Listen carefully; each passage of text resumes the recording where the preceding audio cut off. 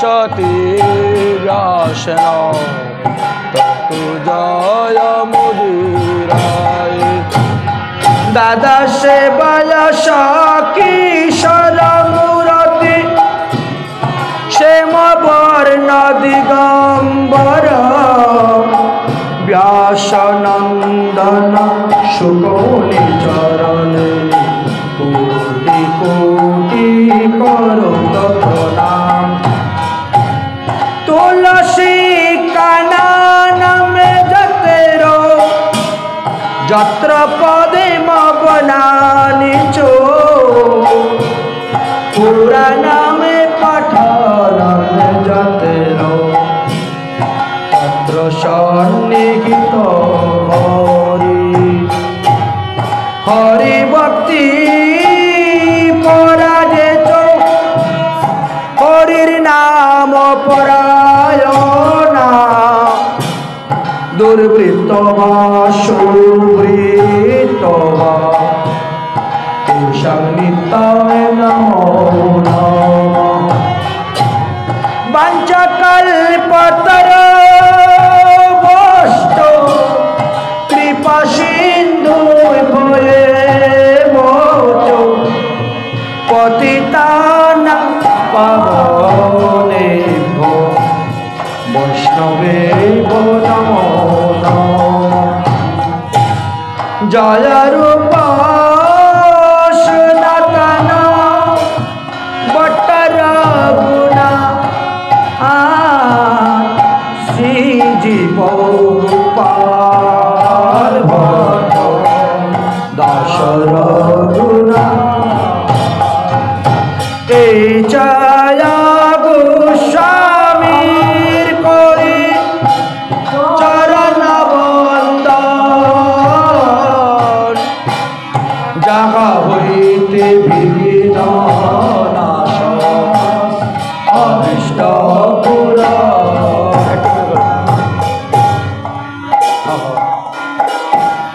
दुर्गा में प्रदीप वैश्य कलाते पादे नौगतेर मोह सक्रीपा जष्टि दानेन सन्तु सन्तु अवलम्बन सक्रीपा जष्टि दानेन सन्तु सन्तु अवलम्बन सक्रीपा टूल नहीं है टूल टूल उसका टूल नहीं है बोला दे संतु संतु बल श्रीमद्भागवत महापुराण के श्री कृष्ण देवपायन वेदव्यास जी की श्री शुक मुनि की श्री सुत मुनि की परीक्षित महाराज की शौनकादि ऋषिवृंद की आपन अपन गुरुदेव के आपन अपन इष्टदेव के आज के आनंद के जय जय श्री राधेश्याम निताय गौर हरि हरि बोल। परमहंस शिरोमणि सुखदेव गोस्वामी पाद आसन्न मृत्युग्रस्त महाराज परीक्षितेर सभाते गिये যেভাবে শ্রীমদ্ ভাগবত সপ্তাহ জ্ঞান যজ্ঞের অনুষ্ঠান করেছিলেন সেই ক্রম অনুসারে আজ তাহার চতুর্থ দিবস। গতকালকে আমরা নৃসিংহ ভগবানের অবতারের কথা প্রহ্লাদ চরিত্র কথা বিস্তারিতভাবে আস্বাদন করেছি। আজ তাহার পরবর্তী বিষয় থেকে আস্বাদন করব। ভগবান নৃসিংহদেব ভক্ত প্রহ্লাদকে বরদান দিলেন তুমি এক মন্বন্তর কাল পর্যন্ত পৃথিবীতে জীবিত থাকবে। এক মন্বন্তর কাল সমান কত সময় আমাদের, এই প্রশ্নের সম্মুখীন আমরা গতকালকে হয়েছিলাম এবং সেখানেই আমরা ভাগবত বিশ্রাম দিয়েছিলাম। আজ আমরা সেখান থেকে আরম্ভ করব। শ্রীমদ্ ভাগবত মহাপুরাণের অষ্টম স্কন্ধতে এই মন্বন্তর অবতার লীলার কথা বর্ণন করে গিয়েছেন। আমরা সবাই জানি সত্য, ত্রেতা, দ্বাপর, কলি এই চারটি যুগকে বলা হয় এক দিব্য যুগ। 4 যুগকে এক দিব্যযুগ বলা হয়। এইভাবে 71 দিব্যযুগ হলে পরে এক মন্বন্তর হয়ে থাকে। আচ্ছা, সত্যযুগের পরমায়ু কত বৎসর? 17,28,000 বৎসর। ত্রেতা যুগের পরমায়ু কত বৎসর? 12,96,000 বৎসর। দ্বাপর যুগের পরমায়ু কত বৎসর? 8,64,000 বৎসর। এবং কলিযুগের পরমায়ু কত বৎসর? বলে 4,32,000 বৎসর। এই 4টা যুগকে যদি একসঙ্গে আমরা যোগ করি তাহলে 43,20,000 বৎসর পাওয়া গেল। এই 43,20,000 বৎসরে এক দিব্যযুগ হয়। এইভাবে 71 দিব্যযুগেতে এক মন্বন্তর হয়ে থাকে, অর্থাৎ 30,67,20,000 বৎসরে এক মন্বন্তর হয়। একজন ইন্দ্র ততদিন পর্যন্তই স্বর্গের রাজা হয়ে রাজত্ব করেন। এবং ব্রহ্মার এক দিবসে 14 জন ইন্দ্রের পতন হয়, অর্থাৎ 14 মন্বন্তর হয়ে থাকে ব্রহ্মার এক দিবসে। ঠিক তেমনিভাবে রাত্রিতেও আবার 14 মন্বন্তর হয়ে থাকে। তাহলে ব্রহ্মার এক দিবস সমান আমাদের কতদিন? 429,40,80,000 বৎসরে হয়ে গিয়ে ব্রহ্মার এক দিবস আমাদের হিসাবে। এইভাবে ব্রহ্মার পরমায়ু হয়েছে 100 বৎসর। এইবার বুঝে নেন কি অবস্থা। কল্পের কথা তো বাদই দিলাম, এত মন্বন্তরের কথা বলা হয়েছে। আমরা মার্কেন্ডীয় ঋষির কথা শুনেছিলাম, 7 বার পৃথিবী প্রলয় হয়েছে, 7 বার পৃথিবী সৃষ্টি হয়েছে। তিনি কিছুই বুঝতে পারেন নাই, এমনই তপস্যায় তিনি ছিলেন, সমাধিস্থ হয়েছিলেন। তিনি বর পাওয়ার পরে ভগবানের কাছে বললেন, ভগবান পৃথিবী কিভাবে ভূতল থেকে সৃষ্টি হয়ে উঠে আসেন, আবার কিভাবে জলমগ্ন হন, আমি তো দেখিই নাই। কিভাবে আপনি সৃষ্টিকে লয় করেন, আবার কিভাবে সৃষ্টিকার্য করেন, তাও আমি কিছু দেখি নাই। আমি সেটা আপনার নিকটে দেখতে চাই। মার্কেন্ডীয় ঋষির মহিমার কথা জানা যায়। মার্কেন্ডীয় ঋষি যখন তপস্যা করেছিলেন, দেবরাজ ইন্দ্র তিনার তপস্যাকে ভঙ্গ করার জন্য অপ্সরাদেরকে পাঠিয়েছিলেন। মার্কেন্ডীয় ঋষি বলেন, অপ্সরাগণ ইহা গচ্ছ, ইহা গচ্ছ, আসো আসো, তোমরা এত দূরে কেন? তোমরা তো আমাদের অতিথি, আমার বাড়িতে এসেছ, অতএব আসো আসো আসো। কেন তোমরা এসেছ? দেবরাজ ইন্দ্র তোমাদেরকে পাঠিয়েছে আমার তপস্যা ভঙ্গ করার জন্য। তোমরা দেবরাজ ইন্দ্রের কথায় চলো। আচ্ছা বলো তো দেখি, ইন্দ্র তো মাত্র 30,67,20,000 বৎসর জীবিত থাকেন। এতদিনের মধ্যেই ইনার জন্ম, রাজত্ব, মৃত্যু। এই ইন্দ্র মারা যাওয়ার পরে কি হয়? সে যে সব সাধুদের পিছনে লাগে, কোনো সাধুকে শান্তিমতে ভজন করতে দিবে না। সুখদেব গোস্বামীর পিছনেও লাগিয়ে দিয়েছিল মেনকাকে। কারণ যদি আমার ইন্দ্রাসন চেয়ে নেয় তাহলে আমি যাব কোথায়? গদ্দির বড় শখ, বড় আশা। এই যে সাধুগুরু বৈষ্ণবের পিছনে ইন্দ্র লেগেই আছে, তাদের তপস্যা ভঙ্গ করার জন্য, তাদেরকে ভ্রষ্ট করার জন্য। এর গতিটা কি হয় মারা যাওয়ার পর? তো অপ্সরা বলল, দেবরাজ ইন্দ্র মারা যাওয়ার পরে তিনি গাধা হয়ে পৃথিবীতে এসে জন্মগ্রহণ করেন। গাধা হয়ে? বলে হ্যাঁ। তো তোমরা কি করো তখন? বলে আমরা আরেকজন ইন্দ্রকে বিয়ে করে নিই। বাহ, সুন্দর কথা। একজন ইন্দ্রের পতন হয়ে গেলে পরে তোমরা আরেকজন ইন্দ্রকে বিয়ে করে নাও। সেই ইন্দ্র পতন হলে আরেকজনকে বিয়ে করে নেই। তা তোমাদের পরমায়ু কত? বলে আমাদের পরমায়ু হলো ব্রহ্মার এক দিবস পর্যন্ত। মানে 14 জন ইন্দ্রকে আমরা স্বামী রূপে গ্রহণ করি, 14 জন ইন্দ্রের অধীনে আমরা কাজ করি, তারপরে আমাদেরও পতন হয়ে যায়। বলে তোমাদের পতন হওয়ার পরে কি হয়? বলে আমরা গাধিনী হয়ে পৃথিবীতে জন্মগ্রহণ করি। মার্কেন্ডীয় ঋষি বলে, হায় হায়, স্বর্গে যাওয়ার জন্য মানুষ এত পাগল, স্বর্গ চাই, স্বর্গ চাই, দেবদেবীর উপাসনা চাই, হ্যাঁ, কর্মকাণ্ড নিয়ে মানুষ এত ব্যস্ত স্বর্গে যাওয়ার জন্য। আর স্বর্গের রাজা যে, সে যদি গাধা হয়ে পৃথিবীতে জন্মগ্রহণ করে, তো যারা স্বর্গে যাচ্ছে তাদের কি হয় অবস্থা?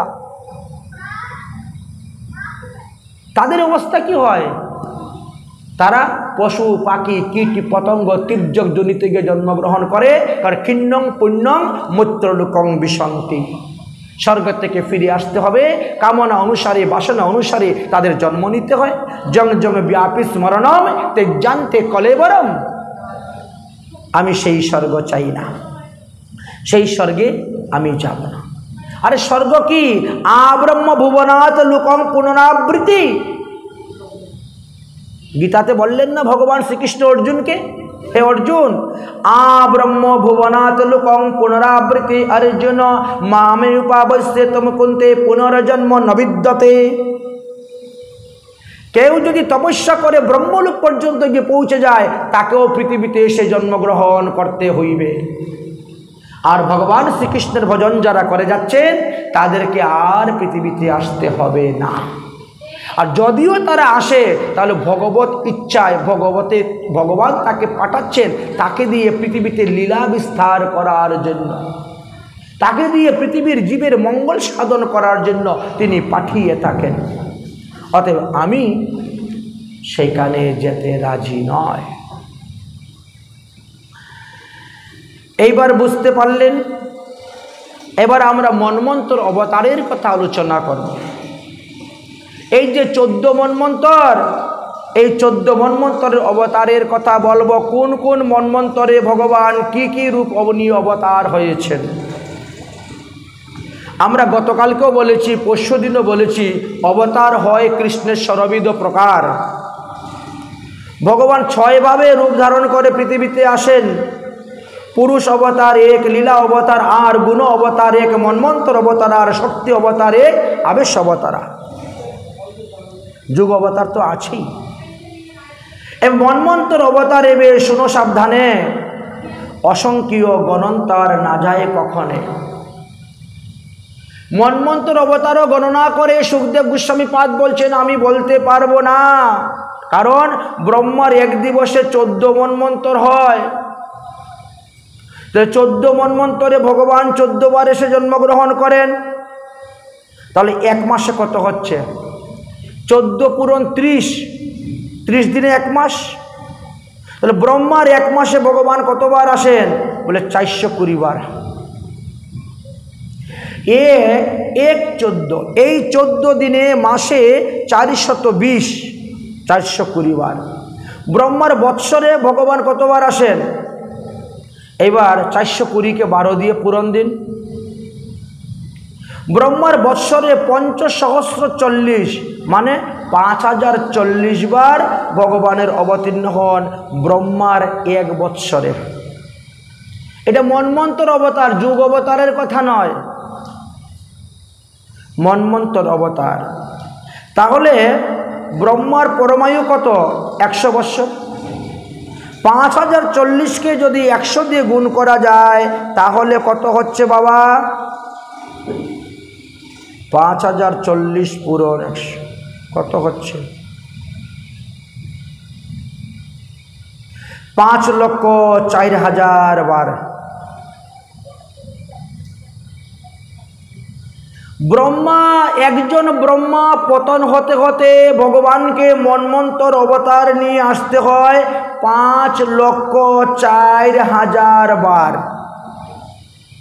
আর তাকে যদি আপনি 71 দিয়ে গুণ করেন, তাহলে এতবার সত্যযুগ অবতীর্ণ, এতবার ত্রেতা যুগে, এতবার দাপর যুগে, এতবার কলিযুগে, এর কোনো অন্ত পাওয়া যাবে না। মন্বন্তর অবতার যদি 5,04,000 বার হয়, তাহলে অন্যান্য অবতারের কথা আর কি বলবো। গুণ অবতার, আবেশ অবতার, শক্তি অবতার, লীলা অবতারের কথা আর কি বলবো। অনন্ত ব্রহ্মাণ্ডে জয়ছে করে হে গণন, এত এক ব্রহ্মাণ্ডের হিসাব হলো। আমাদের এই ব্রহ্মাণ্ডের হিসাব বলা হয়েছে, তো এইভাবে তো অনন্ত অনন্ত ব্রহ্মাণ্ড, তার হিসাব কে করবে? অনন্ত ব্রহ্মাণ্ডের কথা বর্ণন করে গেছে। সেই অনন্ত অনন্ত ব্রহ্মাণ্ডের নায়ক কিভাবে লীলা করে যাচ্ছে। মহাবিষ্ণুর এক শ্বাস ব্রহ্মারও জীবন। মহাবিষ্ণু কে? ভগবান থেকে আসলেন কারণ্যশায়ী বিষ্ণু, কারণ্যশায়ী বিষ্ণু থেকে আসলেন মহাবিষ্ণু, মহাবিষ্ণু থেকে আসলেন ক্ষীরোৎসাহী গর্ভোৎসাহী বিষ্ণু, আর গর্ভোৎসাহী বিষ্ণুর নাভি থেকে পদ্মফুল হলো, তার থেকে ব্রহ্মার জন্ম। সেই মহাবিষ্ণু একবার শ্বাস ফেলতে গিয়ে যে সময় লাগে, ব্রহ্মার তাতে 100 বৎসর চলে যায়, পরমায়ু চলে যায়। এক মন্বন্তর অবতারে দেখো অসংখ্য তার লেখা, অতএব কি তার বর্ণন করে তোমাকে বলবো মন্বন্তর বর্ণন। মহাবিষ্ণুর একটি শ্বাসের সময়ের পরিমাণ ব্রহ্মার জীবন, অর্থাৎ 100 বৎসর। সুতরাং সেই মহাবিষ্ণুর নিঃশ্বাসের তো কোনো অন্ত নাই। সুতরাং এই মন্বন্তর অবতারেরও কোনো অন্ত নাই, কোনো কুল কিনার পাওয়া যাবে না গণনা করে। মন্বন্তর অবতার অসংখ্য, তাই তার সম্পূর্ণ বিবরণ করা কারো দ্বারা সম্ভব নয়। এই জন্যই ব্রহ্মার এক দিবসে যে 14 মন্বন্তর হয়েছিল, সেই 14 মন্বন্তরের কথাই আমি তোমার নিকটে বর্ণন করব। ব্রহ্মার প্রথম মন্বন্তরে অর্থাৎ স্বয়ম্ভুব মনুর মন্বন্তর, যজ্ঞ, সৌরচিষ, বিভু, উর্মের, সত্যসেন, তামস, হরিবিধান, বৈবত্য, বৈকুণ্ঠ, অভিজ্ঞ, অজিত, বৈরত, সার্বণী, সার্বভৌম, দক্ষ সার্বণী, ঋষ্য সার্বণী, ব্রহ্ম সার্বণী, বিশ্বক্সেন, সত্যকেতু, ধর্মশঙ্কা, রুদ্র সার্বণী, সূর্যম্মা সার্বণী, যুগস্বর, দেবশর্মা, ইন্দ্র শাবক এবং বৃহৎ ভানু। অভিধানে এই ভগবানের 28টি অবতারের কথা বলছেন, মানে ব্রহ্মার এক দিবসে দিনের বেলা 14 অবতার, রাত্রিবেলা 14 অবতার, এই 28 অবতারের কথা বলেন। তাহলে প্রথম যে মন্বন্তর তার নাম হলো স্বয়ম্ভুব মনুর মন্বন্তর। এই স্বয়ম্ভুব মনুর মন্বন্তরের সময় ভগবান কি করলেন? তিনি আসলেন মনুকন্যা আকতির গর্ভে যজ্ঞ পুরুষ রূপে অবতীর্ণ হলেন পৃথিবীতে। যজ্ঞ আদি কিভাবে করতে হয়, কিভাবে তপস্যা করে ভগবান পদপদ্ম লাভ করতে হয়, এই সমস্ত শিক্ষা দেওয়ার জন্য। তারপরে তিনি দেবহতীর গর্ভকে আশ্রয় করে কপিল রূপে এসে জন্মগ্রহণ করলেন। এক এক মন্বন্তরে ভগবান এক একভাবে অবতীর্ণ হয়েছিলেন। দ্বিতীয় মন্বন্তর ছিল সৌরচিষ মনু। তিনার অনেক পুত্র সন্তান ছিল, তাদের মধ্যে রুচক নামক ইন্দ্র রাজগদ্দিতে বসেছিলেন। সেই মন্বন্তরেও ভগবান অবতীর্ণ হয়েছিলেন। তিনার নাম ছিল বিভু। রূপে অবতীর্ণ হয়েছেন। তুষারাতি দেবগণ অবস্থান করছিলেন, দেবশ্রীর আদি সপ্ত ঋষিগণ ছিলেন। ভগবান তখন অবতার নিয়েছিলেন কেন? যে ব্রহ্মনিষ্ঠ তপস্যা শিক্ষা দেওয়ার জন্য 88,000 ঋষিগণকে তিনি ব্রহ্মচর্য পালন করা কিভাবে তা শিক্ষা দিয়েছেন। তৃতীয় মন্বন্তরের রাজা ছিলেন প্রিয়ব্রতের পুত্র, তার নাম ছিল উত্তম, এবং তিনার অনেকগুলি পুত্র সন্তান ছিল। সেই সমস্ত পুত্রদিকে নিয়ে তিনি রাজ্য শাসন করেছিলেন। সেই সময়ে ইন্দ্রের নাম ছিল সত্যজিৎ, আর সেই সময়ে ভগবান অবতীর্ণ হয়েছিলেন সত্যব্রত, সত্যসেন নাম নিয়ে অবতীর্ণ হয়েছিলেন। চতুর্থ মন্বন্তরে ছিল তামসের রাজত্ব। সেই সময়ে ভগবান অবতীর্ণ হয়েছিলেন হরিনাম ধারণ করিয়া। কেন? বলে হরিমেধা ঋষির ঔরসে হরিণীর গর্ভেতে তিনি জন্মগ্রহণ করেছিলেন বলে তিনার নাম হরিণী হয়েছিল। মহারাজ পরীক্ষিত জিজ্ঞাসা করলেন, হে গুরুদেব, ভগবান এই মন্বন্তরে কি লীলা করেছিলেন সেটা আপনি আমাকে বিস্তারিত বর্ণন করুন। বলে ওই মন্বন্তরে ভগবান গজ এবং কুমিরের যুদ্ধেতে কুমিরের মুখ থেকে গজকে রক্ষা করেছিলেন। আচ্ছা, তাহলে আপনি আমাকে এই লীলা কথা বিস্তারিতভাবে বর্ণন করুন। সুখদেবজি বললেন, হে মহারাজ পরীক্ষিত, ক্ষীরসাগরকে বেষ্টন করিয়া ত্রিকুট নামক একটি সুন্দর পর্বত আছে। সেই পর্বতের উপরে 10,000 হাতির বল এমন এক হস্তি বাস করিতেন। তাহার বহু পুত্র কন্যা ছিল, বহু পত্নীও ছিল। একবার এই ত্রিকুট পর্বতের উপরে প্রচণ্ড পরিমাণের গরম রুদ্র পড়েছিল।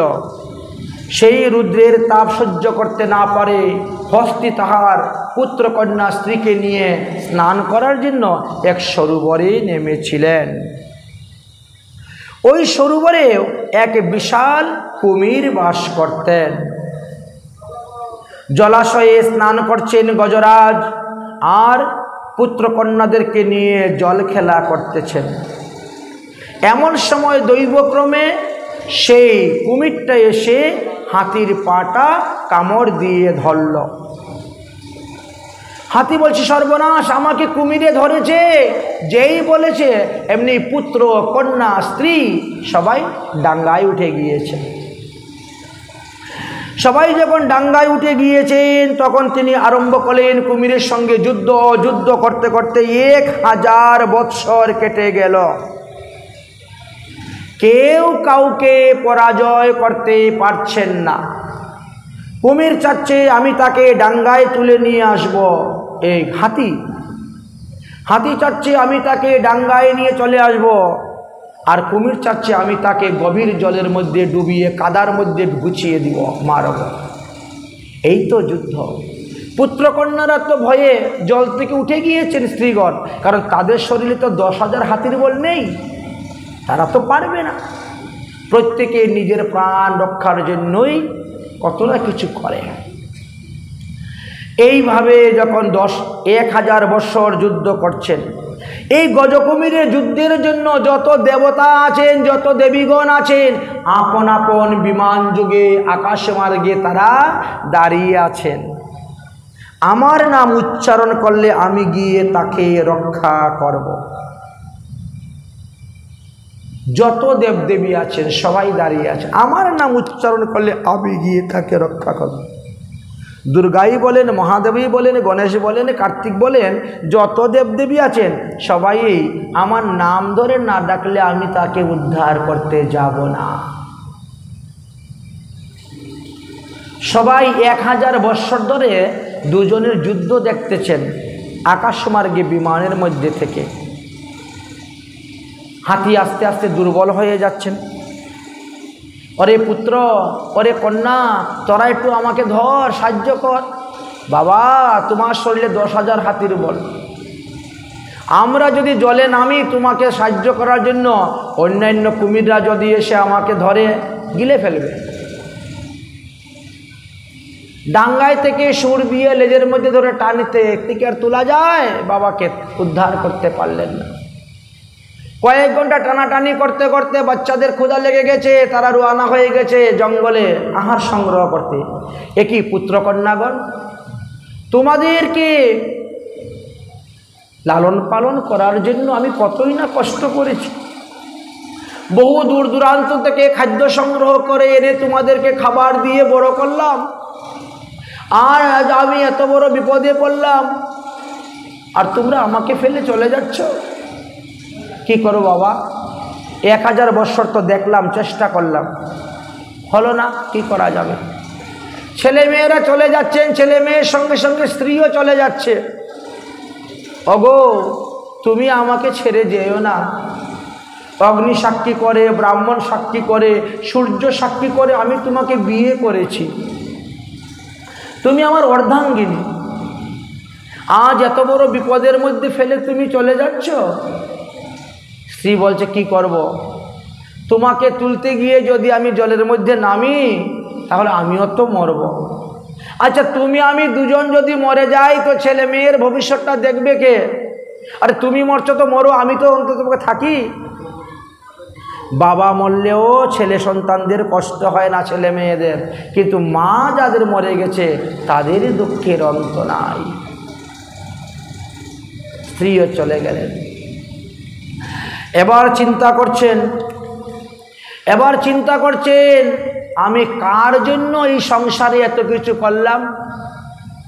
ছেলের জন্য, মেয়ের জন্য, স্ত্রীর জন্য, তাদের সুখের জন্য, শান্তির জন্য, আনন্দের জন্য আমি এত কিছু করলাম, আর আজ আমাকে বিপদে ফেলে চলে গেছে।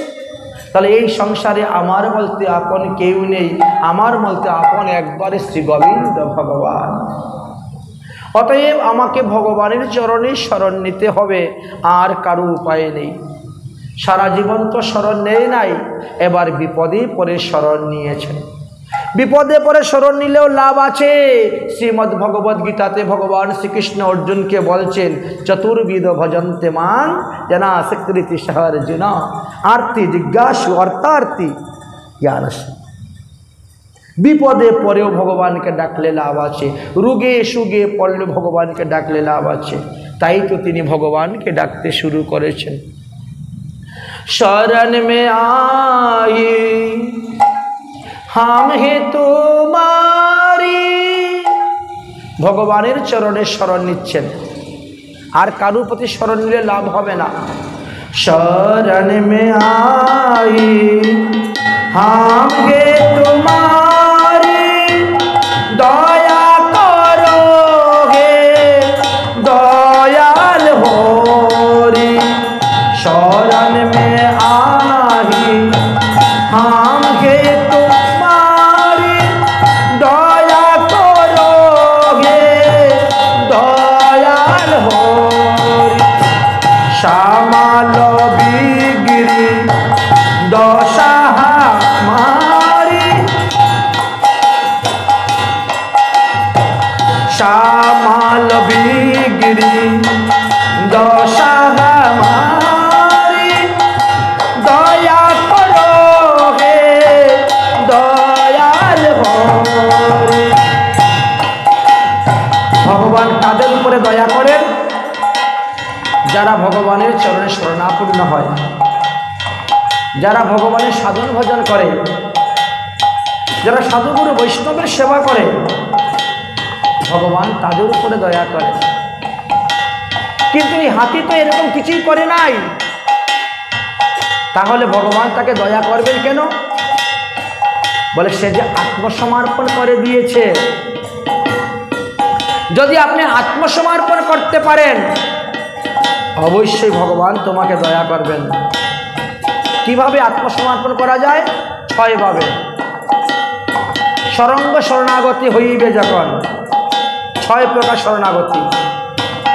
নহামে বলহে নহামে শক্তি নহামে সাধন নহামে ভক্তি নহামে বলহে নহামে শক্তি নহামে সাধন নহামে ভক্তি। तुम्हारी द्वार पर हम हे ভিখারি। যদি কেউ ভগবানের দরজায় ভিখারি হয়ে দাঁড়ায়, ভগবান তাকে খালি হাতে ফিরিয়ে দেয় না।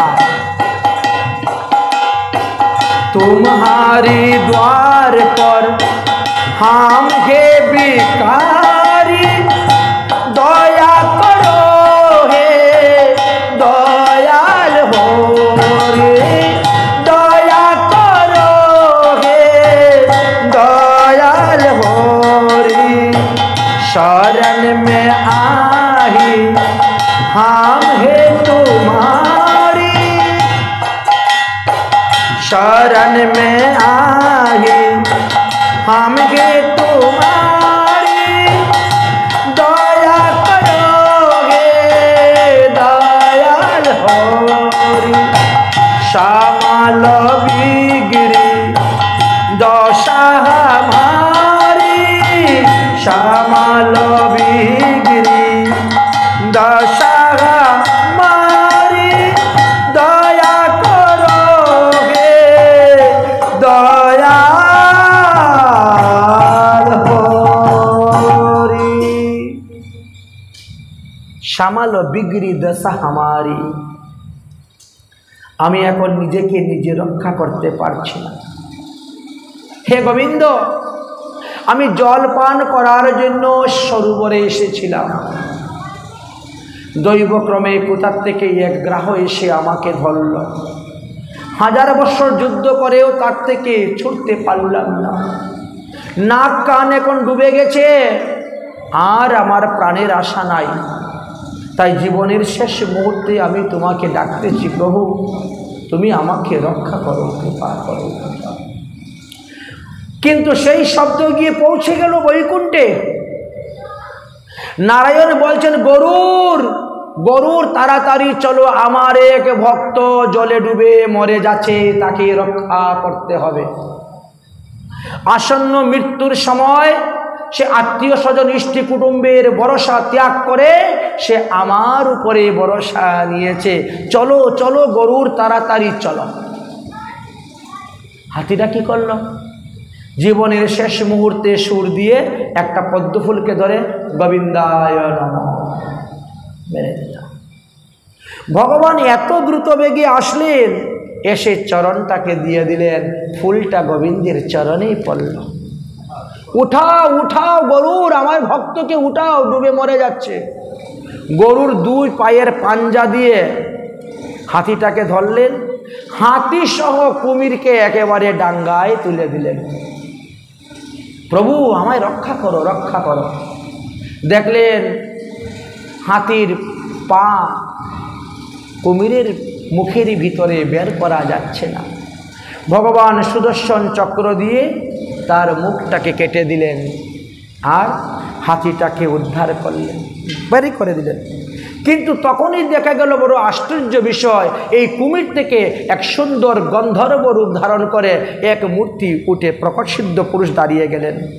ভগবান শ্রীকৃষ্ণকে প্রণাম করে, বিষ্ণুকে প্রণাম করে বললেন, প্রভু আপনার কৃপাতে আমি কুমির যোনি থেকে মুক্ত হয়ে এখন আমি গন্ধর্ব যোনি চলে যাচ্ছি।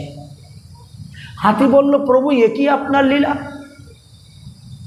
আমি আপনাকে ডাকলাম 28টা শ্লোকের দ্বারা, আমি আপনার চরণে তুলসী পুষ্প অর্পণ করলাম, আমি আপনার শরণাগতি হলাম, তাই তো আপনি আসলেন আমাকে উদ্ধার করতে। কিন্তু আমাকে উদ্ধার না করে আমার আগে আমার পরম শত্রুকে উদ্ধার করে দিয়েছ। প্রভু এটা আপনার কেমন লীলা? আমি তো হাতি, আমি শাকাহারী, কলা গাছ খাই, ফলমূল খাই, তৃণভোজন করি, আর এই কুমির মাংসাহারী। সে তো আপনার চরণে শরণও নেয় নাই, তাহলে আপনি তাকে আগে উদ্ধার করে দিলেন কেন? ভগবান বলছেন, এটাই তো আমার কাজ। আমি এই জগতে ভক্তের মহিমা দেখানোর জন্যই তো এই লীলা করেছি। অর্থাৎ আমার ভক্তের চরণ যে আশ্রয় করবে, আমার ভক্তপদ রজ, ভক্তপদ জল, ভক্তভূত অবশিষ্ট, এই 3 যে গ্রহণ করবেন তিনি তো আমাকে অনায়াসে লাভ করতে পারবেন। আরে হাতি, তুমি তো আমার পরম ভক্ত। আজ 1000 বৎসর ধরে তুমি উপবাস, আর তুমি আমাকে ডাকতেছ। আর ওই কুমিরটাও 1000 বৎসর ধরে তোমার চরণ ধরে পড়ে আছে। সেও তো ভক্তই হয়ে গেল, ভক্তের চরণামৃত পান করতেছে, তোমার চরণে কামড় দিয়ে ধরে আছে। যে তোমারই তো পায়ের মধ্যে যত মাটি ছিল, তোমারই তো পাও ধুতো জল খেয়ে খেয়ে 1 বৎসর ধরে আছে। তো 1 বছর ধরে যার পেটের মধ্যে বৈষ্ণবের চরণামৃত বৈষ্ণব রোজ যায়, তার দেহে কি আর পাপ থাকতে পারে? সে তো এমনি শুদ্ধ হয়ে গিয়েছে। পুকুরের মাংস উচ্ছিষ্ট বুঝি মানুষ যদি ভক্তির চরণ আশ্রয় করে, ভক্তির চরণামৃত পান করেন, ভক্তির অদারামৃত পান করেন, তাহলেও তিনিও সমস্ত পাপ থেকে উদ্ধার হয়ে যান। এই ভক্তের মহিমা দেখানোর জন্যই আমি তোমার আগে কুমিরকে উদ্ধার করে দিয়েছি। প্রভু, তাহলে আপনি কি আমাকে উদ্ধার করবেন না? অবশ্যই করব। আরে সে তো উদ্ধার হয়ে কোথায় গিয়েছে? সে উদ্ধার হয়ে গিয়েছে গন্ধর্ব লোকে। আর তুমি উদ্ধার হয়ে আমার সঙ্গে যাবে আমার ধামে।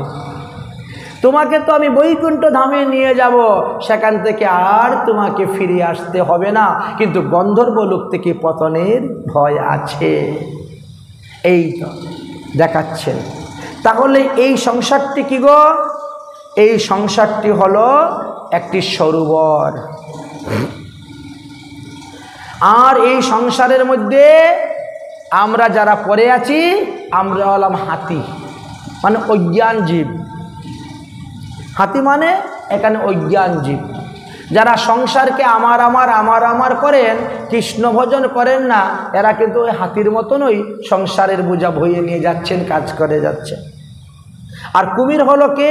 কুমির হলো আমাদের মৃত্যুদেব।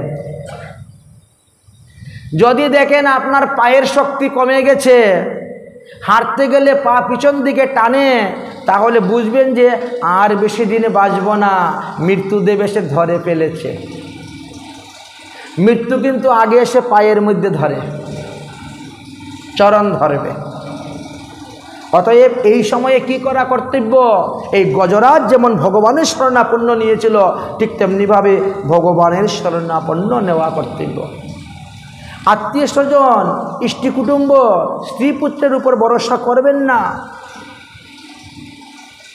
আপনি মনে করতেছেন এরাই তো আমার নিকটে, তো এদের ভরসা করব না তো কার ভরসা করব? ভুল সিদ্ধান্ত।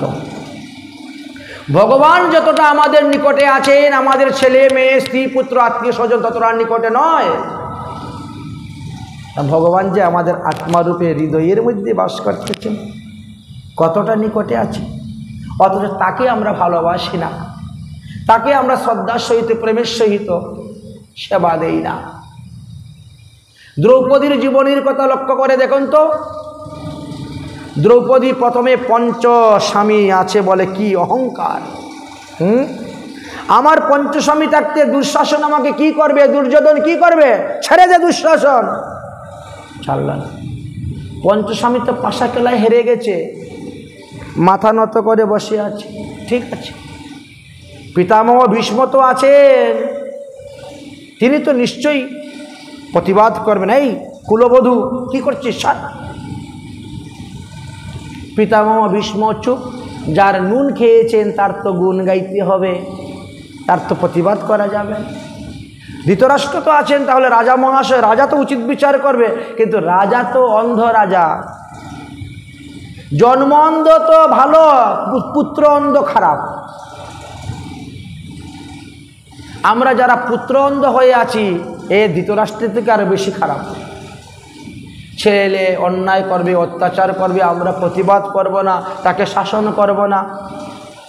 যদি মরে যায়, শাসন করতে গেলে যদি মরে যায়, এই ভয়ে কি অবস্থা! ঠিক আছে, তাহলে তো গুরু দ্রোণাচার্য আছেন, কৃপাচার্য আছেন, তারা তো বলবে। তারাও তো দুর্যোধনের অন্ন খেয়েই আছেন, তারাও কিছু বললেন না। তাহলে আমি তো নিজে বীরাঙ্গনী, আমি আমার শক্তি প্রয়োগ করে আমি আমার নিজেকে রক্ষা করব। পারলেন না। শেষে গিয়ে হাঁ গোবিন্দ হাত তুললেন। আরে বেটি, যদি পূর্বে তুমি গোবিন্দের চরণে শরণ নিতে পারতে, তাহলে মাথার থেকে কাপড় নামাতেই পারত না দুঃশাসন। মাথার থেকে কাপড় ঘাড়ে নামিয়ে দিয়েছিল, আর তখন তিনি গোবিন্দের চরণে শরণ নিয়েছেন। এই জন্য বলছেন আগের থেকেই গোবিন্দের চরণে শরণ নিতে হবে। আমরা দুঃখে পড়ে ভগবানকে ডাকি, তার দুঃখ কাটতে সময় লাগবে। আরে সুখের সময় যদি ভগবানকে ডাকতে পারেন তাহলে দুঃখ আসবেই না।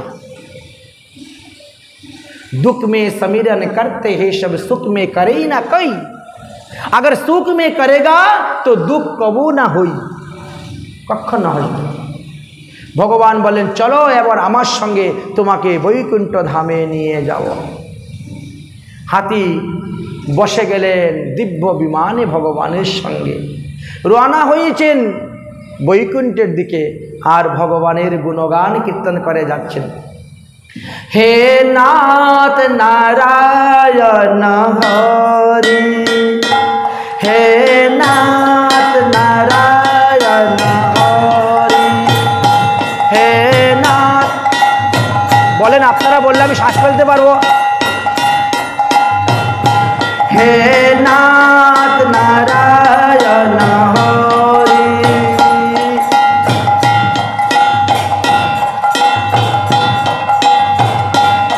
जय गोपाल कृष्ण मुरारी, हे नाथ नारायण हरि, जय गोपाल कृष्ण मुरारी, हे नाथ नारायण हरि, हे जादव माधव केशव, हे जादव माधव केशव, कृष्ण गोविंद वासुदेव, कृष्ण गोविंद वासुदेव, राधा रमण गिरिधारी, हे नाथ नारायण हरि, हे नाथ नारायण हरि, हे सत्य सनातन प्रभु, हे नित्य निरंजन विभु, हे सत्य सनातन प्रभु, हे नित्य निरंजन विभु, दीनबंधु दुख हारी, हे नाथ नारायण हरि, हे नाथ नारायण हरि, हे नाथ नारायण हरि, हे नाथ नारायण हरि। এইভাবে হরি গুণগান করতে করতে করতে করতে তিনি বৈকুণ্ঠে গিয়ে পৌঁছে গেলেন। তাহলে ভগবানকে কিসের দ্বারা পাওয়া যায়? ভগবানকে একমাত্র ভক্তির দ্বারা পাওয়া যায়। যারা বলে যে ভগবানকে বিদ্যার দ্বারা পাওয়া যায় তাদের সিদ্ধান্ত ভুল। কারণ হাতির কি বিদ্যা ছিল? কোন স্কুলে লেখাপড়া করেছিল হাতি? বিদ্যার দ্বারা ভগবানকে পাওয়া যায় না। যদি বলা হয় বয়সের দ্বারা ভগবানকে পাওয়া যায় তাদের সিদ্ধান্ত ভুল। কারণ ধ্রুবের বা কি বয়স ছিল? প্রহ্লাদের কি বয়স ছিল? 5 বৎসরে ভগবান পেয়ে গেল। যারা বলেন বংশের দ্বারা ভগবান পাওয়া যায় তাদের সিদ্ধান্ত ভুল। কারণ বিদুরের কি বংশ পরিচয় ছিল? ব্যাসদেবের ঔরসে এক দাসীর ঘরে জন্ম নিয়েছে। যারা বলেন বীরত্ব বলবানের দ্বারা শক্তির দ্বারা ভগবানকে পাওয়া যায় তাদের সিদ্ধান্ত ভুল। কারণ উগ্রসেনের কি বল ছিল? এক ধাক্কা দিয়ে কংসদিকে কারাগারে বন্দী করে ঢুকিয়ে রেখে দিয়ে রাজত্ব শুরু করে দিয়েছিল। যদি বলা যায় রূপের দ্বারা ভগবানকে পাওয়া যায় তা হলো ভুল। কারণ কুবজার কিবা রূপ ছিল? ভগবানকে এক ফোঁটা চন্দন দিল, এতেই ভগবান পেয়ে গেল। ভগবানকে চন্দন দানের এমনই মহিমা।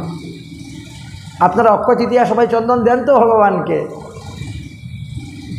যদি বলা যায় ধনের দ্বারা ভগবানকে পাওয়া যায়, বলে তাহলে সুদামা বিপ্রের কি ধন ছিল গো, সে ভগবান পেল কেমন করে? এই জন্যই বলছেন ধনে মানে কুলে ভগবান পাওয়া যায় না, ভগবানকে পাওয়া যায় একমাত্র ভক্তির দ্বারা। এটাই হলো সুসিদ্ধান্তের কথা। তাহলে দেখা গেল ভগবান শ্রীকৃষ্ণ যে শ্রীমদ্ ভগবত গীতার 7ম অধ্যায়ের 16 নম্বর শ্লোকে যে বললেন চতুর্বিধা ভজন্তে মাং জনা সুকৃতি নহরজুন আয়ত্তি জিজ্ঞাসী অর্থাৎ জ্ঞানিশ্চিপ ভারস। এই কথাটা সত্যি প্রমাণ আমরা এখানে পেয়ে গেলাম। কারণ আর্থ মানে রোগে সুগে ভোগে যদি ভগবানকে ডাকে তাও পাওয়া যায়। গজরাজ যেমন ডেকে ভগবানকে পেয়েছে, কুরুসভায় দ্রৌপদীও ডেকে তো ভগবানকে পেয়েছে। জিজ্ঞাসু ভগবত তত্ত্ব জানার জন্য যদি কেউ জিজ্ঞাসা করে তিনিও ভগবান পেয়েছে। যেমন সৌনকাদি মুনিগণ সুত মুনিকে ভগবানের তত্ত্ব জানার জন্য কত বিধি প্রশ্ন করে গেলেন, ভগবত পেয়ে গেলেন। অর্থার্থী টাকা পয়সা লাভের জন্য, ইহলোক পরলোকের মঙ্গলের জন্য যদি কেউ ভগবানের ভজন করে তাও তার লাভ। ধ্রুব রাজ্য সুখ লাভের জন্য হরিবর্জন করতে গিয়েছিলেন। বিভীষণ রামচন্দ্রের সঙ্গে মিত্রতা করতে কিসের জন্য গিয়েছিলেন? যাই হোক, যেভাবেই হোক ভগবানের ভজন করলে লাভ। সুগ্রীব যারাই ভগবানের চরণে শরণ নিয়েছেন তাদের অকল্যাণ হয় নাই, কল্যাণই হয়েছে। জ্ঞানী অর্থাৎ তত্ত্বদর্শী ব্যক্তি, সনত সনাতন সন্নন্দ সন্নত কুমারগণ তারাও ভগবানের লীলা কথা জানার জন্য চতুর্মুখ ব্রহ্মাকে কতবিধ প্রশ্ন করে গিয়েছেন এবং দেখার জন্য গিয়েছেন। তাহলে ইহাদের মধ্যে তিনটি, আর্থী, জিজ্ঞাসু আর অর্থার্থী, এই 3 ধরনের ভক্তকে বলা হয় সাকাম ভক্ত। আর জ্ঞানী ভক্ত হলেন নিষ্কাম। কিন্তু গজরাজ শুদ্ধ ভক্তের অধিকারী ছিলেন আর এই জন্য তিনি ভগবত ধাম প্রাপ্ত হয়ে গিয়েছিলেন। ভগবানের লীলার মহিমার কথা বললেন। পরীক্ষিত মহারাজ 2 হাত জোর করে বলছেন, গুরুদেব এই গজ পূর্বজন্মে কে ছিলেন? আর কুমিরই বা পূর্বজন্মে কে ছিল? কোন পাপের ফলে তারা গজ এবং কুমির হয়ে এসেছিল? আপনি কৃপা করে আমাকে বলুন। আদরণীয় সুখদেব বললেন, হে মহারাজ পরীক্ষিত, এই কুমির পূর্বজন্মে এক শ্রেষ্ঠ গন্ধর্ব ছিলেন। দেবল ঋষি তীর্থ ভ্রমণ করতে করতে স্বর্গের মন্দাকিনীতে তিনি স্নান করতে নেমেছেন। ওই গন্ধর্ব জলের নিচে ডুব দিয়ে গিয়ে ওনার পায়ের মধ্যে কামড়াচ্ছে। উনি মনে করেছেন কুমিরে ধরেছে, লাফ দিয়ে জল থেকে উঠে গেছেন যখন, তখন সে হু করে হাসতেছে। কি মুনি হলে, কি ঋষি হলে এত ভয় পেয়ে জল থেকে উঠে গেলে? ওরে ভাই, তুমি আমাকে কুমিরের মতো এসে ধরেছো, পায়ের মধ্যে ভয় পাবো না? ঠাট্টা পরিহাস করার একটা সময় আছে। আমি জলের মধ্যে দাঁড়িয়ে আহ্নিক সন্ধান করতেছি, আমার হিষ্টমন্ত্র জপ করতেছি, আর তুমি সেই সময়ে আমাকে টান দিলে পায়ে ধরে, আমার ভজনে বাধা দিলে, যাও অভিসম্পাদ দিলাম, তুমি কুমির হয়েই থাকো। পাপ কা ফল ভোগনা হি পড়েগা। পাপ করলে পাপের ফল বাপেও ছাড়বে না, ভুগতেই হবে। এই তো তিনি কুমির হয়ে আসছিলেন। চরণে ধরে ক্ষমা ভিক্ষা চাইলেন, অপরাধ হয়ে গেছে মুনিবর, অভিশাপ থেকে মুক্ত করুন। হবে না। এখন উপায় কি? যাও ওই ক্ষীরসম্বুর বেষ্টিত ত্রিকুট পর্বতে গিয়ে থাকো, একদিন না একদিন ভগবানের কৃপা হবে, উদ্ধার হতে পারবে। কত হাজার বছর কুমির জনী হয়ে থাকতে হয়েছে, তারপরে কৃপা হলো। আচ্ছা গুরুদেব, তাহলে এখন বলুন সেই গজরাজ কে ছিলেন? এই গজরাজ দাবির দেশের রাজা ছিলেন। পাণ্ডবা বংশের এক রাজা ছিলেন, তিনার নাম ছিল ইন্দ্রদ্যুম্ন রাজা। বৃদ্ধ বয়সে পুত্রদের উপর রাজ্যভার অর্পণ করে দিয়ে তিনি বনে চলে যান তপস্যা করার জন্য। কুটিয়া নির্মাণ করে সেখানে সাধন ভজন করতে শুরু করেন। একদিন অগস্ত্য মুনি বেশ কিছু শিষ্যদেরকে পরিবেষ্টিত হয়ে তিনি রওনা হয়েছেন। বনপথে হঠাৎ দেখতে পেলেন সেই আশ্রম। চলো রে, এটা হলো ইন্দ্রদ্যুম্ন রাজার আশ্রম। বড় দয়াশীল দানশীল রাজা। আজকে এইখানে আতিথ্য সেবা গ্রহণ করব, বিশ্রাম করব, তারপরে কালকে সেখান থেকে যাব। রওনা হয়েছেন ইন্দ্রদ্যুম্ন রাজার কুটিয়ায়, ভজন কুটিরে। আর ইন্দ্রদ্যুম্ন রাজা তখন একটা নিয়ম করেছিলেন, আমি যতক্ষণ পর্যন্ত ভগবানের মন্দিরে ঢুকে সেবা পূজা করব ততক্ষণ পর্যন্ত কারুর সঙ্গে কোনো কথা বলবো না। এটা ওনার নিয়ম করেছেন। সেই নিয়ম অনুসারে তিনার চলবে। এখন অগস্ত্য মুনি গিয়ে ডাকছেন, হে রাজন, সশিষ্য সহিত আমি এসে উপস্থিত হয়েছি। তীর্থ ভ্রমণ করতে করতে আমরা ক্লান্ত, পরিশ্রান্ত, ক্ষুধা পিপাসায় কাতর। তুমি আমাদের থাকার খাওয়ার ব্যবস্থা করো। কথা বলছে না। একবার, দুবার, তিনবার, চারবার বলা সত্ত্বেও যখন তিনি কোনো উত্তর দিচ্ছেন না, অগস্ত্য মুনির ক্রোধ এসে গেল। কিরে, রাজার কান কি হাতির কান হয়ে গেল নাকি রে? এত জুড়ে জুড়ে ডাকছি তাও রাজা কোনো সাড়া দিচ্ছে না। যা, তুই হাতি হয়েই থাক। তখন বেরিয়েছেন, দৌড়ে এসে চরণে পড়ছেন, আর হবে না। একবার বান যদি বেরিয়ে যায় সেটা কি আর ফিরে আসবে? আর ফিরে আসবে। মহারাজ, আমার ভুল হয়ে গেছে। আরে ভুল তো আগেই হয়েছে তোমার। তুমি নিয়ম পালন করার আগে নিয়মের বিধিবিধান শিখতে হবে। মৌনব্রত থাকা ভালো, কিন্তু কার কাছে মৌনব্রত থাকতে নাই। আপনি যতই মৌনব্রত থাকেন না কেন, আপনার গুরুদেবের সঙ্গে কথা বললে মৌনব্রত নষ্ট হয় না। আপনি ভাগবত পাঠ করলে মৌনব্রত নষ্ট হবে না। আপনি গীতা পাঠ করলে মৌনব্রত নষ্ট হবে না। আপনি ভগবানের গুণগান কীর্তন করলে মৌনব্রত নষ্ট হয় না। মৌনব্রত মানে কি? গ্রাম্য কথা না কহিবে। সাধুগুরু বৈষ্ণব আসবেন, আপনাকে বলবেন, আর আপনি চুপচাপ বসে থাকবেন, এতে আপনার অপরাধ হবে।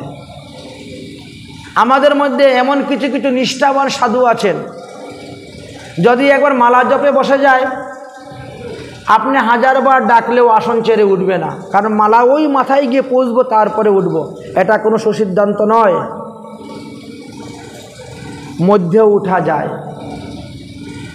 তার পদ্ধতি আছে। মালাকে টান দিয়ে বাইরে বের করে রেখে দিতে হবে, সেখান থেকে আবার জপ করা শুরু হয়ে যাবে। আন্নিকে বসেছেন, গুরুমন্ত্র জপ করতে সন্ধ্যা আন্নিকে। এমন সময় যদি কোনো সাধু এসে আপনাকে ডাকে, জয় রাধে, আপনাকে উত্তর দিতে হবে ঘরের ভিতর থেকে।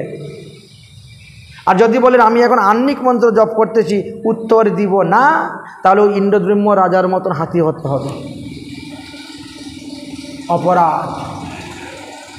এই জন্য যে কোনো নিয়ম করতে গেলে আগে নিয়মের আগে পিছের বিধিবিধান জেনে তারপরে করতে হবে, না হলে হিতে বিপরীত হয়ে যাবে, অপরাধ হয়ে যাবে। কারণ পাপ এমন এক বস্তু, সে কাউকে ছাড়ে না। সবাইকেই পাপের ফল ভোগ করতে হয়। একজন গৃহস্থ 16 বিঘা জমি ছিল তার। 16 বিঘা জমি, একটা মাত্র ছেলে। এবার কি হয়েছে, ছেলে যৌবনে পা দিতে না দিতেই গৃহস্থ মারা গেলেন, ওর স্ত্রীও মারা গেলেন, ছেলেটা হয়ে গেল একা। আত্মীয় স্বজন ইষ্টি কুটুম্ব মিলিয়ে তাকে বিবাহ দিলেন, বিয়ে করল, একটা সন্তান জন্ম নিল। সন্তানের জন্ম 8 বছর হইতে তারও স্ত্রী মারা গেল। সবাই বলছে তুই আরেকটা বিয়ে কর, ঠিক আছে। দ্বিতীয় বিয়ে করলো, দ্বিতীয় স্ত্রীর গর্ভেও একটি পুত্র সন্তান হলো। সেই সন্তানের বয়স 8 বছর হতে না হতে সেই স্ত্রীও মারা গেল। কপাল। সবাই বলছে তুই আবার বিয়ে কর, বলে না আর বিয়ে করব না। তাহলে কি করব? বলে আমার বড় ছেলের বয়স তো 16 বছর হয়ে গেছে, বড় ছেলেকে বিয়ে করাই দিই। ছোট ছেলের বয়স 8 বছর, বড় ছেলের বয়স 16 বছর। তাহলে আমি আর এখন বিয়ে টিয়ে করতে যাব না। বড় ছেলেকে বিয়ে করানোর কিছুদিন পরেই বাবাও মারা গেলেন, উনি মারা গেলেন। এখন রইল 2 ভাই। ছোট ভাইয়ের বয়স 8 বছর, বড় ভাইয়ের বয়স 16 বছর। এখন বৌদি যে এসেছেন, বৌদি স্ত্রী, উনি বলছেন হ্যাঁ আমি তোমার সৎমার ঘরের ভাইয়ের সেবা করতে যাব কেন? তার ভাত আমি রান্না করতে যাব কেন? তার কাপড় চোপড় আমি ধুতে যাব কেন? ওটাকে তোমার মার পেটের ভাই না, কিন্তু সৎমার ঘরের ভাই, আমি ওর সেবা যত্ন করতে পারবো না। এখন 2 দিন 3 দিন 4 দিন এরকম কষ্ট পাই, অবহেলা পেয়ে সবাইকে বলে বেড়াচ্ছে দেখো বৌদি আমাকে খেতে দেয় না, এই করে না সেই করে না। পঞ্চায়েতের লোক বসলো, বসে সম্পত্তি ভাগ করে দাও। ছোট ছেলের নামে 8 বিঘা জমি, বড় ছেলের নামে 8 বিঘা জমি। এখন 8 বছরের ছেলে 8 বিঘা জমি পেয়েই বা করবে কি বলেন তো? তাকে দেখাশোনা কে করবে? পঞ্চায়েত বললো তার থেকে 1 বিঘা জমি তোমাকে দেওয়া হবে, তোমার থাকবে 9 বিঘা জমি আর ওর থাকবে 7 বিঘা জমি। তুমি তাকে লেখাপড়া শিখিয়ে মানুষ করবে, বড় করবে, এই জন্য তোমাকে 1 বিঘা জমি বেশি দেওয়া হলো। সে যাতে খাওয়া দাওয়ায় কোনো কষ্ট না পায়, ওষুধপত্র কাপড় চোপড়ে কোনো কষ্ট না পায়। 5 পঞ্চায়েত হিসাব করে দিয়ে দিলেন, কিন্তু স্ত্রী পিন দিচ্ছে। 1 বিঘা জমি নিয়ে তার দাসত্বগিরি করে কি লাভ? যদি ওকে মেরে ফেলতে পারো তাহলে তো 16 বিঘা জমির মালিকই আমরা হয়ে যাব। সত্যি তো, সৎমার ঘরের ভাই। খাবারের মধ্যে এমন ঔষধ মিশিয়ে খেতে শুরু করলো, সে দিন দিন অসুস্থ হতে শুরু হলো। গ্রামের ডাক্তার কবিরাজরা তাকে আর ভালো করতে পারছে না। পাড়া প্রতিবেশীরা বলছে আরে তার তো 7 বিঘা জমি আছে, দরকার ধরে 1 বিঘা জমি বিক্রি করে দিয়ে তাকে শহরে নিয়ে গিয়ে ভালো ডাক্তার দেখাও, চিকিৎসা করাও। তুমিই তো তার মা, তুমিই তো তার বাবা, তুমিই তো তার ভাই, তুমি ছাড়া তো তার কেউ নেই, একটু চেষ্টা করো। ঠিক আছে। কিছু টাকা নিয়ে ভাইকে চিকিৎসা করার জন্য রওনা হয়েছেন। শহরে গিয়ে ডাক্তার মশাইকে বলছেন ডাক্তার মশাই এ কিন্তু আমার মায়ের পেটের ভাই নয়, সৎমার ঘরের ভাই, একে লালন পালন করে পোষণ করে আমার কোনো লাভ নেই, বরং এমন একটা ইঞ্জেকশন দেন যে 7 দিন পরে যাতে আপনি মরে যায় বাড়িতে গিয়ে, আমি আপনাকে এত হাজার টাকা দিয়ে দিচ্ছি। ডাক্তার মশাই তাই করে দিলেন। ছেলেটা মারা গেল। বাড়িতে আসলো, তারপরে ছেলেটা মারা গেল। আত্মীয় স্বজন পাড়া প্রতিবেশী সবাই চিন্তা করছেন বাবা দেখো ভাইয়ের জন্য কত টান, ভাইকে শহরে নিয়ে গেছে চিকিৎসা করার জন্য, তারপরেও ভাইকে বাঁচাতে পারল না। বাইরের লোকেরা কি প্রশংসা করতেছে তার, আর তিনি যে ভিতরে ভিতরে কি কাজ করে এসেছেন সেটা তো আর কেউ জানে না। ওই সন্তানটা মারা যাওয়ার পরে তারই সম্পত্তি ভোগ করার জন্য সে তখন তার বৌদির গর্ভে এসে প্রবেশ করল। জীবাত্মা তার বৌদির গর্ভে এসে তার জন্ম হলো। জন্মের পর থেকেই তো 16 বিঘা জমির মালিক একবারে তুলা তুলা করে ছেলেকে রাখে, কত আদর যত্ন করে তাকে বড় করতেছে, বড় বড় স্কুলে ভর্তি করাচ্ছে, গাড়ি এসে ঘর থেকে নিয়ে যায়, গাড়ি এসে ঘরে পৌঁছিয়ে দেয়, হাঁটতে হয় না, ভালো ভালো খেলনা দুলনা খেলা সব কিছু খাওয়া দাওয়া একেবারে হাই পাই, দ্বিতীয় জমিদারের ছেলের মতন। 20 বৎসর সম্পত্তি তো ভালো করে ভোগ করল। এইবার তার বাবা চিন্তা করছে এইবার ছেলেকে বিয়ে করাই দিই। তাহলে ছেলেকে 20 বৎসরেই তিনি বিয়ে করিয়ে দিয়েছেন, আদরের ছেলে। বিয়ে করার 6 মাস পরেই ছেলে অসুস্থ হয়ে পড়ে গেছে। শরীরের যত হাড্ডি আছে সব জোড়া জয়েন্ট ছেড়ে দিয়েছে, উঠে দাঁড়াতে পারে না, বসতে পারে না।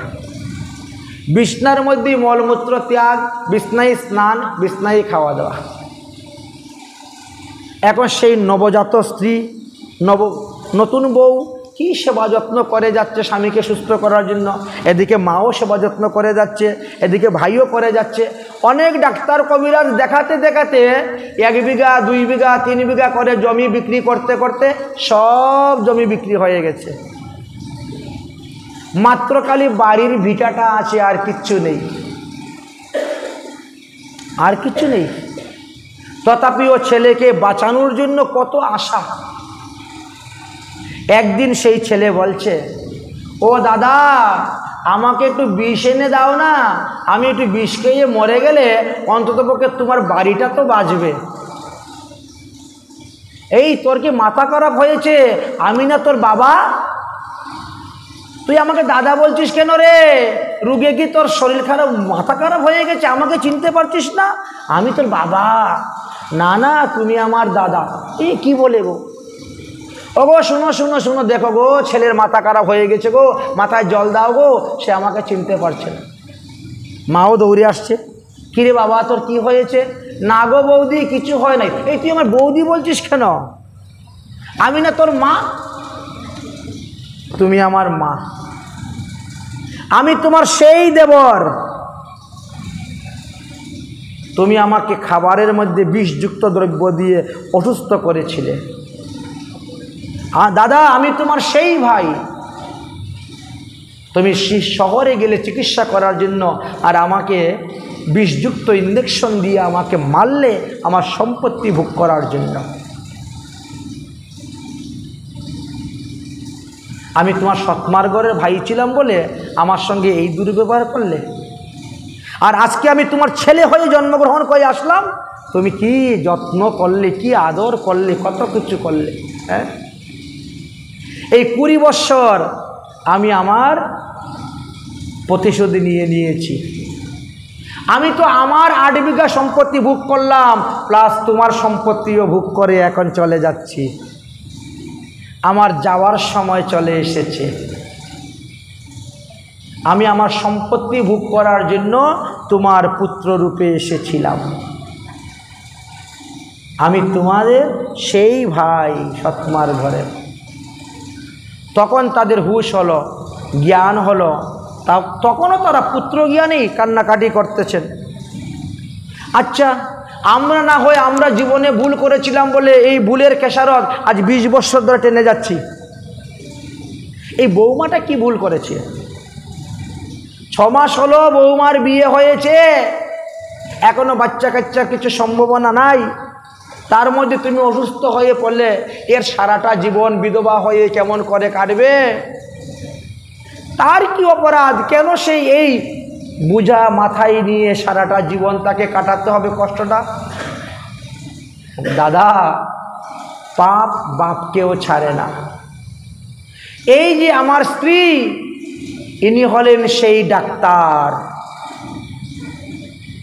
যিনি টাকার লোভে আমাকে বিষযুক্ত ইঞ্জেকশন প্রয়োগ করে 7 দিনের মধ্যে আমাকে মেরে ফেললেন।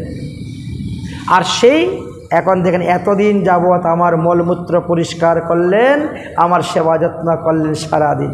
আর সারা জীবন যতদিন জীবিত থাকবে ততদিনই তাকে এই দশা ভোগ করে যেতে হবে। মারা গেল। এতে প্রমাণিত হলো কি? এতে প্রমাণিত হলো আমরা যে যা করি না কেন সেই পাপের ফল আমাদেরকে ভোগ করতেই হবে।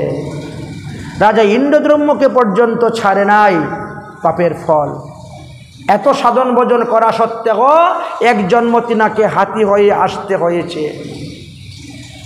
ঠিক তেমনিভাবে আমাদেরকেও আমরা সাধন ভজন করলেই যে সমস্ত পাপ থেকে মুক্ত হয়ে যাবে এমন নয়। কিছু কিছু এমন পাপ আছে সেই পাপের ফল ভোগ করার জন্য আবার পৃথিবীতে আসতে হয়। যম পর্যন্ত তার পাপের ফল ভোগ করার জন্য বিদুর হয়ে আসতে হয়েছে, অন্যের কথা আর কি বলবো। যারা বৈকুণ্ঠ থেকে পতন হয়ে যাচ্ছে, আর আমরা তো পৃথিবীর মানুষ, আমাদের পতন হলে কোথায় যাব। তাই শ্রীমদ্ ভাগবত মহাপুরাণে বললেন, হরের নাম সহস্রাক্ষাং গজণ্ডস্য মুক্তস্য কার্তিকে পঠয়িতে যত্র পুনর্জন্ম নবিদ্যতে। এই যে গজণ্ড মুখ্য লীলার কথা আমরা আস্বাদন করলাম,